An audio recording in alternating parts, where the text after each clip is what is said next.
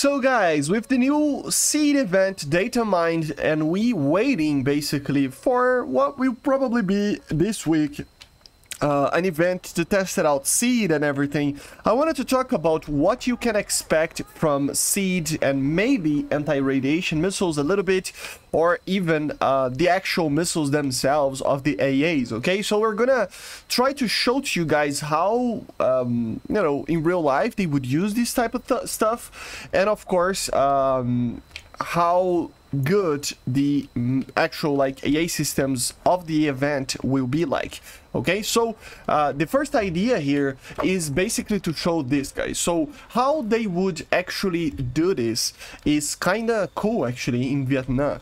It is more complicated than what I'm about to tell you guys, but in a very simplistic way it would be like this. For example, we have an AA suit, like basically an anti-air kind of conglomerate there, you know, of many S-75 launchers, radars, everything with that, right? And in the aircraft, in F-105s, in F-100Fs initially, in F-4s, they would have basically a suite of electronics to actually identify where those AAC, like conglomerates or whatever you want to call it, would be, right? Where the radars would be in Vietnam, right? And with that, pretty much like a very precise RWR, just like the RWR is speaking that there is something there trying to detect me, but with a way more and better systems, way more precise and better systems, right?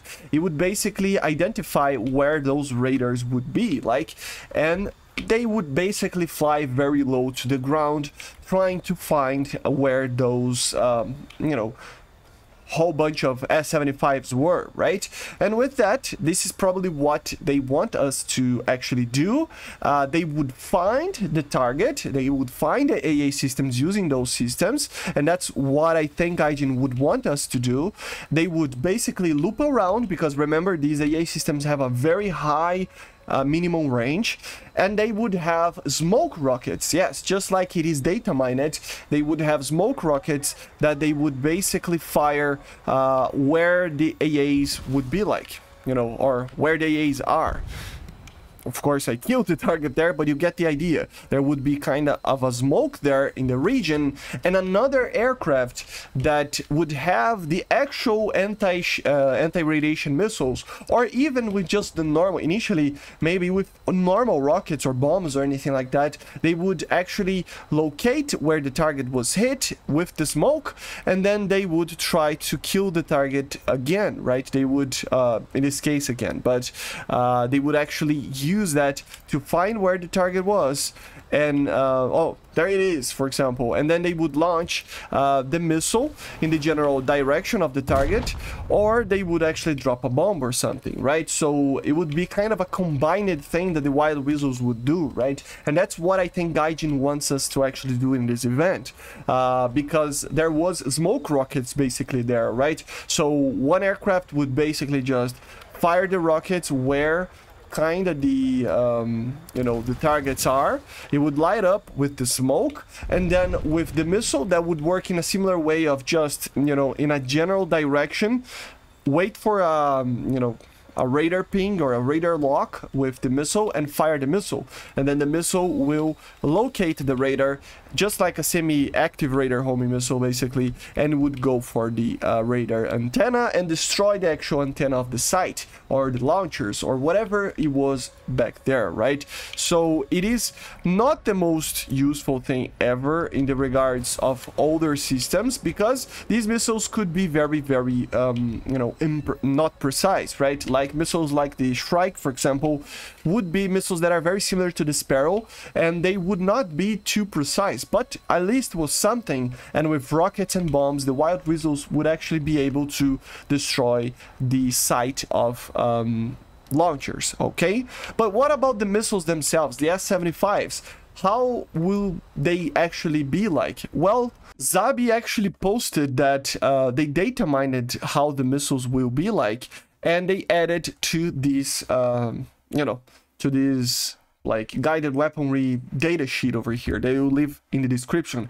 And here it is basically what the missile is gonna be like, okay? How you can expect these missiles to perform, okay? So for example, here we have a massive 2,400 kilogram missile initially. Of course, it has two stages. The S-75 was a missile that had two stages, right? So after the booster, it would have 1,390, and after the sustainer, it would have 667. So a big decrease in weight over here.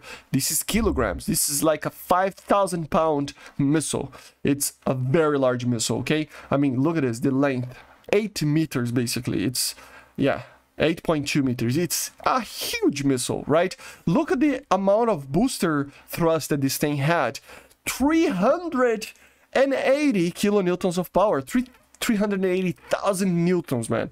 This is an enormous amount of power compared to all the other missiles. I mean, there is not a missile in the game that has this amount of power, I don't think. There are some that maybe are, you know, higher and or lower, like 32, whatever, but 380,000 is a lot, right?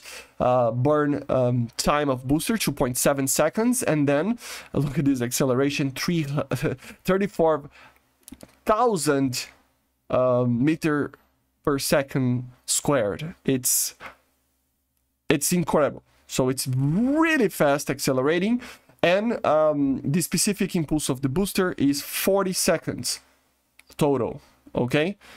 This would be a delta V, which is kind of odd that this delta V is very low, but remember, it's because we have a very large weight to actually move. So although it does have a lot of thrust, it has a lot of weight as well. You can see the burn time for the sustainer, 40 seconds, so it has basically 2.7 with 380 kilonewtons, and then 40 seconds with 34 kilonewtons. So it's a very powerful missile. The problem with this missile, and it will have a very long range, the problem with this missile is that it is very heavy, and because of that, it is kind of funny how it works, right? It has an enormous amount of 118 kilograms of TNT equivalent. This is almost 3 times the amount of the Phoenix, if I'm not mistaken. So this is a huge missile. Really, really huge. And the guidance properties as well, 90 degrees of FOV, which is pretty good. It has, you know, the autopilot system, of course, and then, of course, 12 G. So it doesn't really turn too much, and it has a 60-kilometer max range over here.